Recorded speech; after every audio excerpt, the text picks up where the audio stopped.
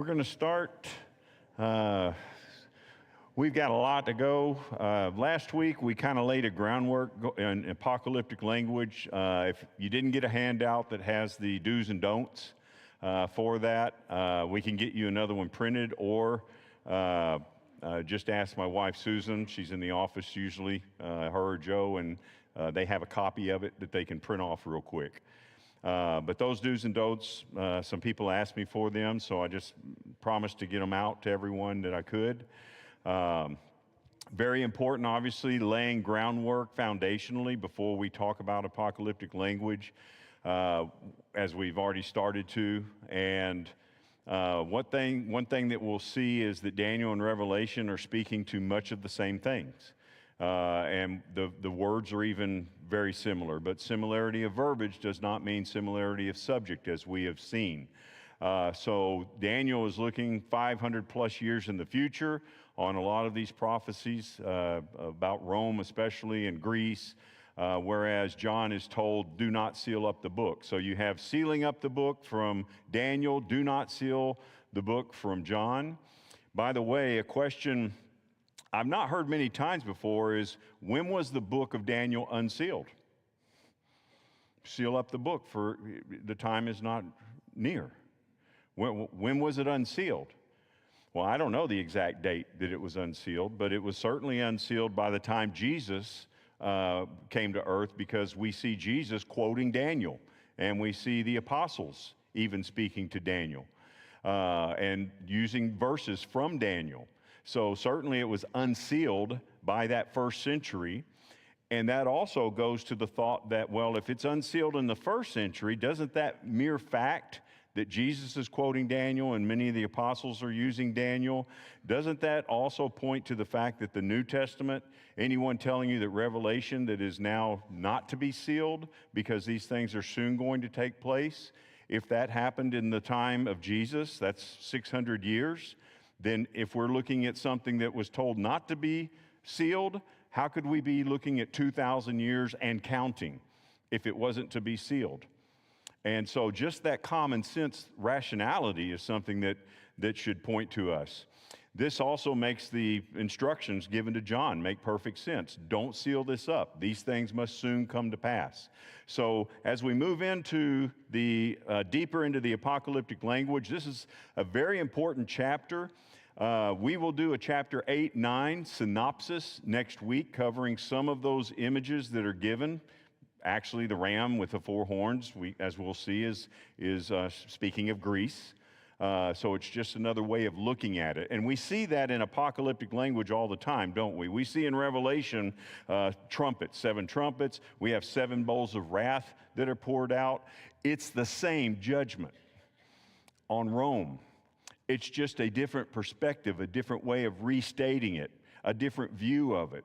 That's what we're seeing in Daniel from chapter 2. We have a giant statue representing 4 kingdoms. And now we have Daniel with a dream, 4 kingdoms. It's the same kingdoms, same 4 kingdoms, just from a different perspective. And so it's very important for us to remember that when we're going through. Now, we ended off last week talking about the first beast, and the 4 great beasts, they're coming up from the sea. They were very distinct and different from one another. And then we look at Babylon, and this is a picture from the British Museum showing the winged lion with a man's face on it, okay? So first, what we'll see here is, obviously this helps us visualize the imagery that we're getting in Daniel. This is referencing Babylon. And first we'll see in chapter 7 is closely related to chapter 2. We saw 4 kingdoms represented by a giant image in Nebuchadnezzar's dream. We also see 4 kingdoms here.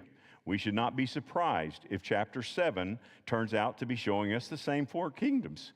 Second, a winged lion was a very common symbol for Babylon, especially during the reign of Nebuchadnezzar. One of the most common images for Babylon, still seen today as pictured in this museum, is that of a winged lion with a human head. Third, all commentators agree on this point, and while that generally makes me a little bit nervous, justifiably so, here it turns out to be correct. Interestingly, all or virtually all commentators that I've read on this agree that the Babylon of Revelation is referring to Rome. But many of those same commentators fail to see Rome in Daniel 7, even though many portions of this chapter are directly parallel to what we see in Revelation. Just as Revelation uses a symbol for Rome that no one can possibly miss, a woman seated on 7 hills. How could you miss that, as we've shown? So Daniel uses a symbol for Babylon that no one could possibly miss, a winged lion. Fourth, like Babylon, the first great beast is hindered and humiliated by God. Its wings are plucked, it says, and it's made to stand up and act like a man rather than act like a lion. Well, think about it. Where are we now historically? When we saw the first vision of Nebuchadnezzar's dreams, especially, right? We have Nebuchadnezzar being told that he is going to eat grass like an animal. But now we're in future, where Daniel's vision is looking backwards. And so you have now this winged lion is being forced to stand up like a man. Nebuchadnezzar was restored. So you're looking backwards in history, and therefore the language becomes apocalyptic in that sense. So all that occurred before Nebuchadnezzar. Verse 5, and behold, another beast, a second one, resembling a bear, and it was raised up on one side, and 3 ribs were in its mouth between its teeth. And thus they said to it, arise, devour much meat. So the second bear, the second animal is like a beast is like a bear. It's raised up on one side. That's not the best, visual that you can have, but it's raised up on one side, and in its mouth it has 3 ribs, and it's told to devour much flesh. Just think about these descriptions and how they apply to the Medo-Persians. First, the historical order is correct. The Medo-Persian Empire followed the Babylonian Empire. And in fact, in chapter 5, we saw the very day when that transition occurred. Medo-Persia was the second kingdom in Daniel 2, so it shouldn't surprise us. It's the second kingdom in Daniel 7. Daniel and secular historians are in complete agreement on this point, that the combined Medo-Persian Empire followed the Babylonian Empire. Second, one side of the bear is higher, it says higher than the other. And that is a perfect image stressing the fact that the Persians were dominant in the Medo-Persian kingdom. Third, the bear is told to continue eating. Even though it's got 3 ribs in its mouth, it's told to continue to eat, and it hadn't even finished its meal. So it's got a voracious appetite and greedy. And that image, again, is a perfect description of the Medes and the Persians. But what about the 3 ribs? Well, I don't know. Okay, maybe it's just a visual picture of a greedy, starving bear. Maybe it depicts potentially the 3 major victories that the Medo-Persian kingdom had. That would be something now that we're told something figuratively that may have some literal backing to. Because in history, the Medes and the Persians, when they combined, they did take 3 main battles and 3 conquests that were made. The Lydian kingdom in 546 BC, of course the Chaldean that we read about in Daniel in 539 BC, and then Egypt in 525 BC. So there were 3 major victories that the Medo-Persians are known for. And so potentially that's that, but I'm not certainly going to say that, well, that's got to be it.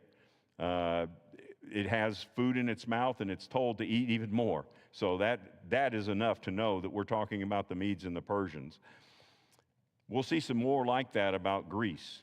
After this, I kept looking, and behold, another one like a leopard, which had on its back 4 wings of a bird. The beast also had 4 heads, and dominion was given to it. So the third beast is a leopard. It has 4 wings, which denote speed, and 4 heads. And dominion, it says, is given to it. So like Daniel 2, this leopard represents Greece. Do these descriptions apply to Greece? Can you get Greece from that imagery? Absolutely. Also keep in mind that as we continue that these prophecies were written long before Greece under Alexander the Great ever came to power and conquered the Persians in 331 BC. First, as with the leopard, Greece was known for its speed. It moved and conquered faster than any army in history. Took over faster than any army in history. Also, you have 4 heads. Yes, the number usually stresses a worldly nature of something, and it's a kingdom coming from the earth, so that would make sense. But why 4 heads? Well, maybe even more to the point than speculation of the 3 ribs. I think there is more historical evidence for these 4 heads because of the death of Alexander. When Alexander died, Greece was immediately split into 4 kingdoms. There was 4 pieces, and I think that's also why in chapter 8 we'll see a ram with 4 horns that represents Greece. It's another visual image of that. So you had Alexander the Great, when he died, his 4 generals took over. Cassandra in Macedonia and Greece, Lycamus eastward in Thrace and Asia Minor, Ptolemy in Egypt, Cyprus, and nearby Asia Minor, and Seleucus to the Indus River. So the number 4 is associated with Greece in the same way that the number 50 or 1776 would make us think of the United States. It's a number, it's a figurative number as well, 1776, that we immediately hearken back and know what that would be referencing. So that could be the case here with this. The use of 4 seems to be another example where logically to interpret a number literally rather than figuratively, even though the number appears in an apocalyptic section. We will see even more of this usage later in the book. Here in Daniel 7:6, Greek is depicted as that beast. Like I said, you'll see 4 horns on a ram in chapter 8. So the second beast is Medo-Persian, and this third beast is Greece.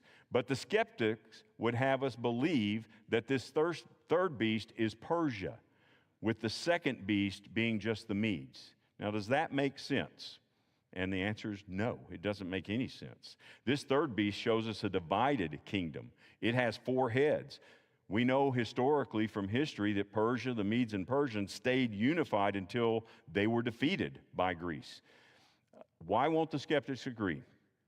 Well, despite all of the evidence that this third kingdom is Greece, if that makes the 4th kingdom Rome, then they are forced to say everything written was prophetic imagery, that it is truly prophetic from God, and they just can't have that. So what is meant by the end of verse 6? That dominion was given to it. Well, that's our reminder about this whole book, the fact that God is controlling things here. God is in control. There's only one explanation for how Greece conquered Persia. How could you possibly, Greece, conquer the Medes and Persians? And that is because God wanted it to happen. Why? Because God wanted to create the perfect cradle and circumstances in which his son and his kingdom would be born. Roman peace combined with Greek culture and language. Horace famously stated, Rome may have conquered Greece, but Greek culture conquered Rome. The combination of Greek culture with Roman culture created the perfect cradle for the coming of Christ in the beginning of his kingdom, and it's not by accident. None of this was by accident. That's what Daniel is telling us. It's not an accident. The Greeks, they brought reason, rationality, logic, and language. Rome brought peace, roads, trade law, and communication, stability. Although Roman religion later did result in emperor worship and persecution, which Daniel will also be told about, initially it was open and tolerant, monotheistic, particularly during the time when Christianity was viewed as simply a Jewish sect and allowed to freely spread across the known world. Now, I'm ready for everyone to really think this morning. You're going to have to hang with me here, because this section is very important, but it's easy. I have read this I don't know how many times, both this and then the Revelation account, and studied it. And if you're not keeping up with it very closely, you will get lost and go down so many rabbit holes it'll make your head spin. So Revelation 17 has a particular connection with what we're about to read in Daniel 7. And there is a key verse in that chapter that we'll want to look at. But here's the section.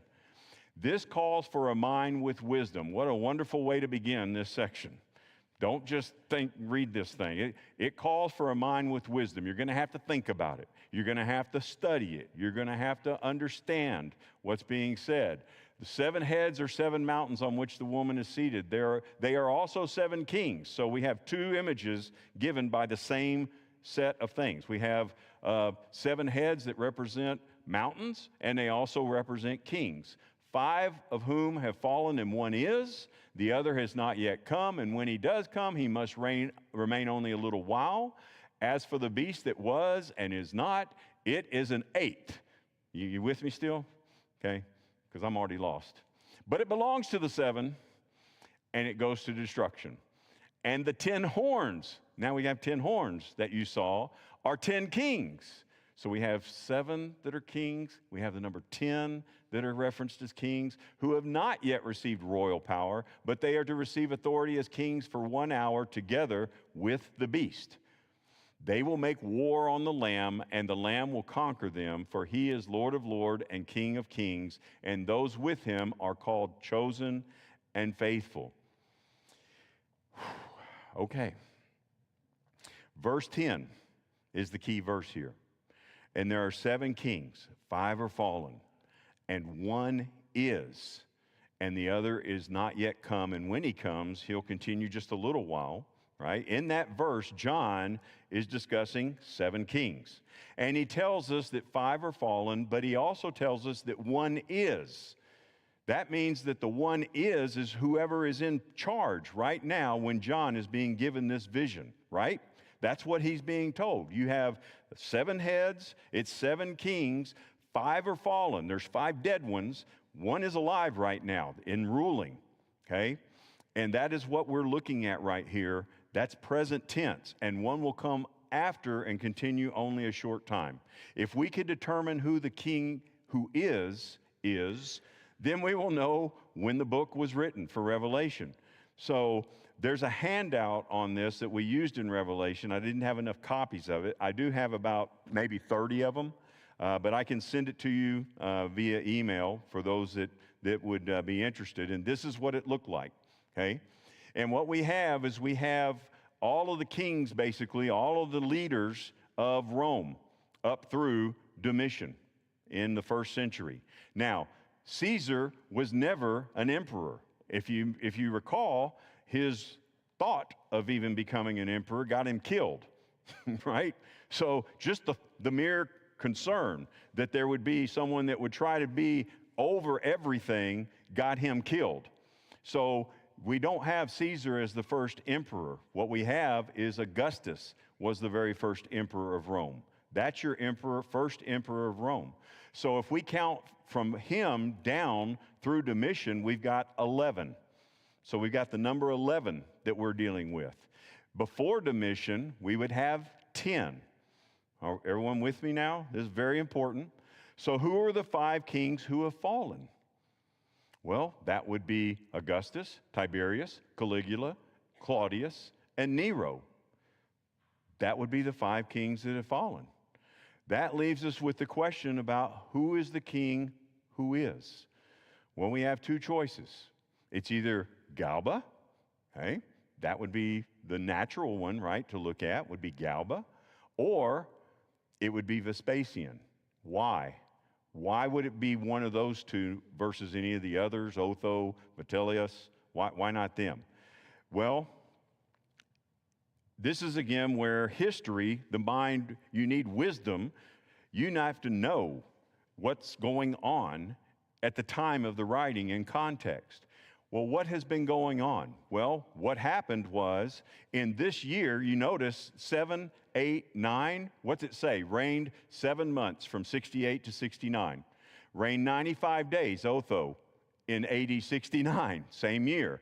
Reigned 8 months in AD 69, overlapping, and then dying. And Vespasian then takes over as the 4th emperor. Historically, if you study it, it's the year of the 4 emperors. Now, 3 of those made claims to power, And the society of Rome didn't even accept them as leaders because they said, you don't have the royal lineage. You're just trying to get yourself, throw yourself into power in a melee of a civil war. And so those three kings are then removed from the numbers that you would have, as we will see in Daniel. In fact, in Daniel, it says that there are three kings that were plucked up by their roots. That would be these three kings, 6, 7, 8, 9, Galba, Otho, Vitellius, that weren't even recognized. They didn't even get their business cards printed before they were killed, okay? So this is historically where wisdom in terms of understanding the context of what is happening, what has been happening in Rome is very important. And the readers in Asia Minor, they would know this history. They lived through it. So they understand that very, very succinctly. So now look at Daniel 7:7. After this, I kept looking in the night vision, and behold, a fourth beast, dreadful and terrifying and extremely strong, and it had large iron teeth. It devoured and crushed and trampled down the remainder with its feet, and it was different from all the other beasts that were before it, and it had 10 horns. 10 horns, okay? And in verse 11, I want to go ahead and read it. Verse 8. Let me make sure I got that right. Yes, I want to go ahead and read verse 8. While I was contemplating the horns, behold, another horn, a little one, came up among them, and 3 of the first horns were pulled out by their roots before it. And behold, this horn possessed eyes like the eyes of a man, and mouth uttering great boasts. So when we're looking at this section and we're given 10 kings and we're told 3 of them are going to be plucked up, okay, 3 of them are going to be plucked up, and then there's going to be another little horn that comes. Well, now that's your 11th, right? Or that's your 8th, depending on how you're looking historically, right? It's either 7 kings with Vespasian, okay, and then Titus would be number 7, and then Domitian, the little horn, would be number 8. That's what gets confusing, is because it's the same event being talked about, but we're just being told the number 10 and the number 7. And the New Testament, and John, he doesn't mention those 7 at first, but he does later on. So we finally see this beast. It's dreadful. It's terrible. You don't even have an image like a lion, like a leopard, you can't even, there's no image on earth that you can use to describe it. That's how bad it is, okay? It's nothing compared to it. Exceedingly strong, great iron teeth, devours, breaks in pieces, stamps the residue from its feet. These 10 horns, even if we didn't read chapter 2, we would know the identity of this fourth beast based on that description, wouldn't we? Okay? With that description, it could be none other than the mighty Roman Empire. Yes, mighty, but as we saw in chapter 2, it had feet mixed with clay. Rome, like this beast, was different from the beast that came before it. The world had never seen anything like Rome, and this beast has 10 horns. And in verse 24, we'll see that it denotes 10 kings. Which 10 kings? Well, we've talked about that. As with the rise of Greece, the only way to explain the rise of Rome is that God wanted it to happen. God prophesied through Daniel what was going to happen. And in fact, God had told Daniel it would occur hundreds of years before it did happen. How else can you explain the rise of Greece under Alexander the Great? How can you explain the ascendancy of Rome over such great powers of Carthage, Hellenistic kingdoms, the Macedon, the Syracuse, the Seleucid Empire? Listen to a few sentences from the introduction to a book, Rome and Her Enemies, an empire created and destroyed by war. Lying at its heart is a mystery as profound as any in the records of human civilization.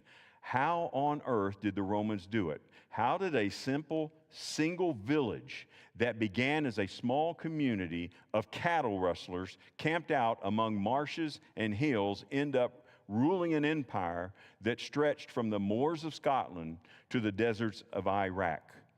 These secular historians ask why.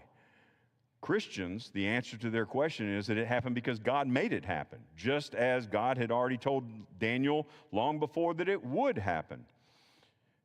Daniel considers the 10 horns of verse 7.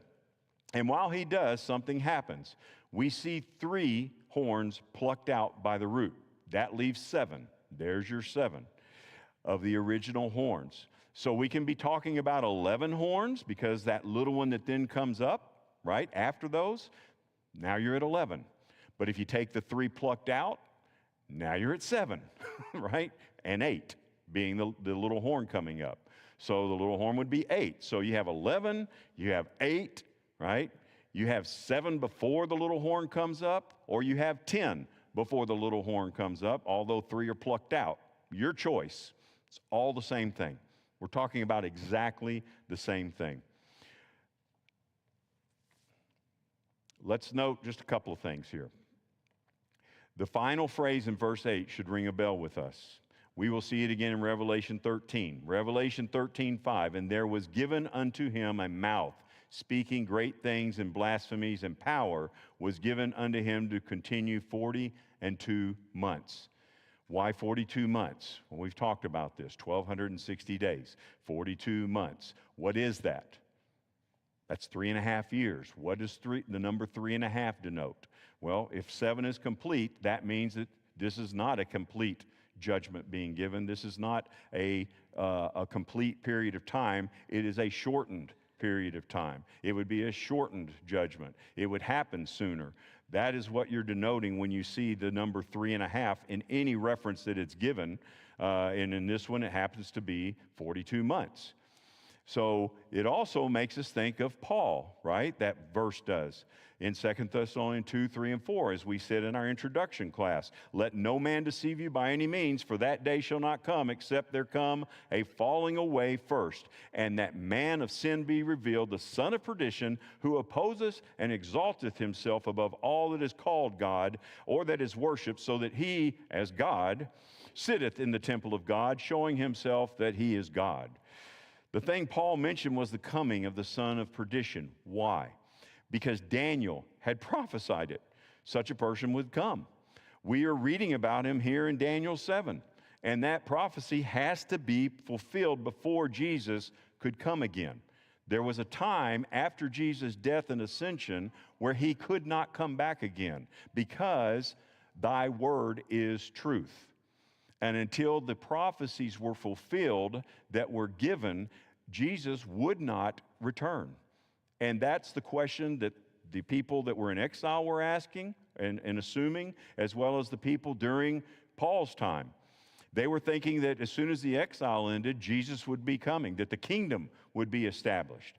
Not so, and Daniel's saying that all through the book, all the way to the end. Seal it up. It's not time. It's not going to happen right now. So you have Paul talking about the same person. The thing Paul mentioned was the coming of the son of perdition. Daniel prophesied that it would happen.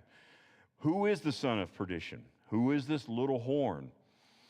Well, we've seen that it is a perfect description of Domitian. Domitian. Why would Revelation ignore those 3 uprooted kings when it talks about the 7 horns that represent mountains and kings? Well, 2 reasons, one historical and one figurative. We already talked about the historic reason. They weren't even recognized as emperors of Rome, and they were hardly that at all. They came to power in a great period of great turmoil, and they quickly exited the scene. So if Vespasian is the 6th emperor, then Domitian is the 8th. And the number 8 depicts what? What is the number 8? You remember from last week? What is 8? Think about Noah and the ark, 8 people saved. Renewal. Well, what renewed under Domitian? What renewed? Persecution. Like never before except Nero. And if you study history, you'll see that Domitian was called Little Nero. There's even history written that says some people believed Nero never really died, and that Domitian was Nero, reincarnated or recast because of his persecution of the saints. So again, this is where history can help us even though it's God's word that we're reading here, we can look to history and say, that absolutely, 100% makes perfect, it fits absolutely perfectly. So if that would make Titus the seventh, Vespasian, Titus, Domitian. And it says Titus, that one will only be emperor for a little while. He will only remain for a little while. Titus remained for about 2 years. There you go. So I think Revelation was written during the reign of Vespasian. Verse 9, I kept looking until thrones were set up, and the Ancient of Days took his seat. His vesture was like white snow, and the hair of his head was like pure wool. His throne was ablaze with flame. Its wheels were a burning fire. A river of fire was flowing and coming out from before him. Thousands upon thousands were attending him, and myriads upon myriads were standing before him. The court sat, and the books were opened. The books. Now, what do you think of when you hear that, okay, we're around the throne, and books are being opened? What do we immediately, our minds go to? Final judgment, right? I mean, that's where your mind would go to. Is that correct? Is that what we're reading here? We have a great judgment scene in which the Ancient of Days sits at the head of an enormous court in which the books are opened and judgment is rendered. Well, which judgment does this refer to? That's very important. There are many different judgments in the Bible. We've established that. The two leading candidates for this one is the judgment of Rome and the judgment of the world at the end of all time. Well, which choice fits better with the context that we're reading right now? That question sort of answers itself, doesn't it? What have we just been looking at? Rome. The difficulty with language of judgment is that there are many judgments, and the same judgment language is used to describe a lot of them. Remember, one of our interpretive rules, similarity of language does not prove identity of subject. Before we look at this example, look at the one in Matthew 24. We know that this is speaking about the fall of Jerusalem in AD 70. That is the language, and it's very apocalyptic, and it sounds like the end of all time, but it's not. And we see the Son of Man coming on the clouds. That language is a language of judgment. We see in the Old Testament God coming on the clouds in judgment. You know, anytime that you see God or even one of his angels or Jesus coming on the clouds, there's two things, and Jim says this a lot, two things you don't want to hear. You don't want to hear that being referenced to you, and you don't want to hear you've been weighed and measured. You don't want to hear anything about being weighed, and you don't want to hear anything about being measured. Because when that's going on, trouble is right around the corner. And so you have this language here, and it sure sounds like the end of the world. But we know that the end of the world is not what is being described here. And we know that because of verse 34. Truly I say to you, this generation will not pass away until all these things take place. Now, over in Cedar Park, we have these people right now for the next 2 weeks that are telling you that generation is right now. When I was a kid, I heard preachers tell me that generation is not preachers in the church, that generation, you're in that generation. And what they do is they say, well, all of these things that it's talking about apocalyptically, those are things that when that starts happening, it's that generation. That's how they want to say it, okay? And they do it by changing the word generation to race. Oh, it's not talking about that specific generation. It's just talking about a race. It's just talking about a race of man, of all men, okay? Well, this generation, that word there is the exact same word. And you can use the thing that Derek gave you, by the way.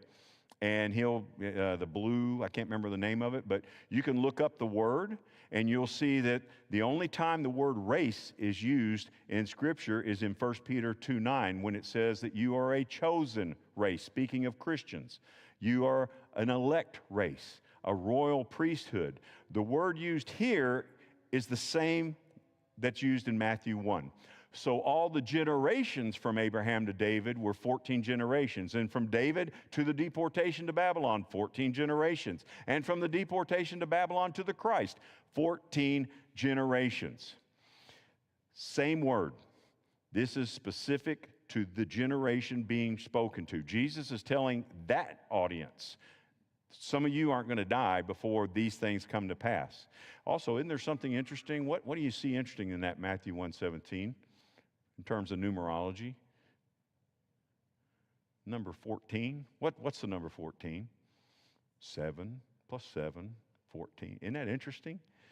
You think God's not in control? Hey, God's in control. Now, back to Daniel 7, 9, and 10. Verse 11, and I'll go ahead and go to verse 11. Then I kept looking because of the sound of the boastful words which the horn was speaking. I kept looking until the beast was slain, and its body was destroyed and given to the burning fire. As for the rest of the beasts, their dominion was taken away, but an extension of life was granted to them for an appointed period of time. That is an interesting verse that needs a little bit of depth, right? We got to really look at that. Verse 11 tells us that after the judgment, the fourth beast is slain and burned with fire. Verse 21 through 22 is going to tell us that this judgment was against the little horn, who was waging war against the saints. Very important. Waging war against the saints. I'll tell you why in a second. Verse 26 tells us that this court would take the dominion away from the little horn. God is in control. Revelation 20 contains another great judgment scene, similar to what we see here. It also contains thrones, books, and fire. John wrote that the judgment in Revelation 20 would come to pass soon after the book was written. And we see it 5 times in the book of Revelation, including the very last chapter. It's written during the Roman persecution. Thus, the context tells us that the judgment scene in Revelation 20 also applies to the judgment of the fourth beast from Daniel 7, the Roman Empire. The judgment scene in Daniel 7 and in Revelation 20 apply to the same judgment, the judgment of Rome. Did Rome fall in the first century, someone might ask, because it didn't just all completely fall apart in the first century. It didn't, but the evil dynasties that are of the focus of the prophecy did. The persecution ended. And also, when God judges something, he moves on. It's going to happen. You see that in Scripture all the time. God says this is going to happen. He moves on with his people. Eventually, boom, that's what exactly happens. And that's exactly what you see here. Did Rome fall in the first century? Yeah, it did for all intents and purposes. The persecution was over. Daniel had been told about that sentence that God was giving long ago before Rome's evil deeds had John's vision, recounting that sentence. But the language looks so much like the end of the world. How can it apply to something else? Just like we saw in Matthew 24, we see that language used for judgment of many things. In the Old Testament, we can see the same language used for judging Babylon, Tyre, Assyria, Egypt, and others. So if we lift these verses out of context, and I know it's hard not to, and we interpret them without regard to history of the surrounding verses, that it's giving you clear indication, then they will cause mass confusion and have. The judgment of the court was the fourth beast be destroyed. And this event is pictured in verse 11. The beast is burned with fire, utterly destroyed. Keep in mind that this fourth beast is Rome, first century Rome in particular, and so as always, keep the time frame in mind. The other 3 beasts, Babylon, Medo-Persia, Greece, they've lost their power. Each conquested the former to Rome that conquested everything that they had been comprised of. So would it be any surprise that we get a statement that we read in the vision of Daniel that is saying, those kingdoms will persist, their dominion is gone, but they're hanging around for a little while. Well, yeah, they make up Rome. That's what ultimately led to the fall of Rome, was the division and civil war and all of the factions that happened. So when someone says, well, it didn't, well, then that's the answer that I give, is that the ability to be sustained for a little period of time as a culture was given to them, but they were all part of Rome, and it all fell. We saw it already in chapter 2, by the way. We have one statue representing all 4 kingdoms, right? And it was the kingdom cut out of stone that broke all of them, okay? They broke them all. So they were all pictured as one. We're seeing Daniel see the same imagery, okay? Even though it's Rome, it consisted of all of those other three kingdoms. So we see the same in Revelation 13, 1 and 2. I stood upon the sand of the sea, and I saw a beast rise up out of the sea, having 7 heads and 10 horns, and upon his horns 10 crowns, and upon his heads the name of blasphemy. And the beast which I saw was like unto a leopard, his feet were like unto a bear, his mouth as the mouth of a lion, and the dragon gave him his power and his seat and great authority. So we see in Revelation 13 the exact opposite direction of those animals as we talked about in the first class. And the reason is Daniel is prophesying in the future. John is talking historically. It's already happened. So the order of these animals are exactly backwards. The language we see here, it's very common in Scripture. A great enemy of God's people comes on the scene. God rescues his people and judges the great enemy. That judgment is very often described using apocalyptic language, and very often that language reminds us of language that could be applied to the final judgment at the end of the world. But similarity of language does not prove identity of subject. We need to look at the language in context and pay close attention to the time frame of the book and history, just as in Matthew 24 tells us about Jerusalem falling. Something else about this, very good people think that the beast is, or the woman is Jerusalem, okay? And I have no problem. I used to think that, okay? So I'm not claiming superiority on that. I'm saying that there are two minds about what is represented by in Revelation. But here's a key thing that I would have them look at. In Daniel, just as in Revelation, it says that he was made to make war on the saints. Jesus says that it's the Jews who are coming under judgment. Jerusalem is going to fall because it is the Jews who have been oppressive as well. They've also persecuted, right? They've persecuted Christians, put some to death, had Jesus killed. So I understand the thought process, but pay attention to the context. In Scripture, it says that it made war upon the saints. No one would call the Jews saints.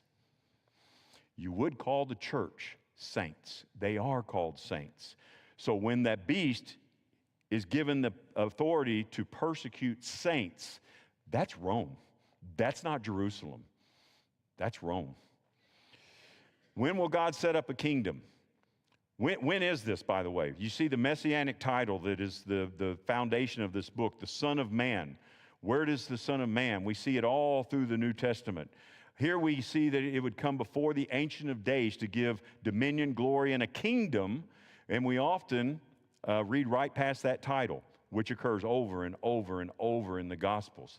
After studying these two verses here, you should never be able to skip over that title ever again. Jesus is the Son of Man. Second, when is this? So far, our time frame for the fourth beast has been the first century. I don't see any indication of a change of time frame. Do you? Once again, as in chapter 2, we see a fifth kingdom, one totally unlike the other four that we have seen. The fifth kingdom is one that shall not be destroyed, unlike the other four that were just destroyed. It's the same kingdom we saw in Daniel 2. Daniel 2:44, and in the days of those kings shall the God of heaven set up a kingdom which shall never be destroyed. When? When will God set up a kingdom? My good friends in Cedar Park, when was the kingdom established? You're saying it is yet to be established. We are reading here that it will be established during the first century Rome. That's what we're reading here. When? In the days of these kings. Well, who are the kings? They're the kings that we just went through and talked about. It's the fourth kingdom of kings. 10 of them. 11. The little horn. His church was established in the first century as described in Acts 2, just as Daniel told us it would be. Here in verse 13 and 14, we are once again being shown the same first century events that we saw in chapter 2. But when did Jesus come with the clouds of heaven to the Ancient of Days? Not in Acts 2, but in Acts 1.